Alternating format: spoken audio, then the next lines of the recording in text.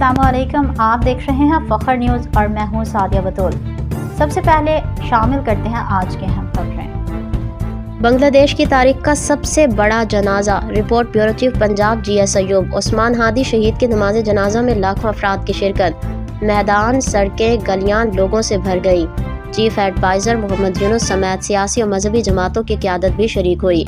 याद रहे कि नौजवान लीडर उस्मान हादी, जिसकी क़यादत में हसीना वाजिद का तख्ता उलट गया था, उसको गोली मारकर शहीद कर दिया गया, जिसमें भारतीय एजेंसी राह के मुलविस होने के शवाहिद मिले। उस पर बांग्लादेश में भारत के खिलाफ अवाम सड़कों पर निकल आए और ढाका और चिटागोंग में भारतीय कौंसलेट पर पथराव किया गया और आग लगा दी गई। मजीद अपडेट के लिए देखते रहिए फखर न्यूज़ HD। फिल वक्त के लिए इतना ही। मजीद खबरों की अपडेट के लिए जुड़े रहिए फखर न्यूज़ के साथ।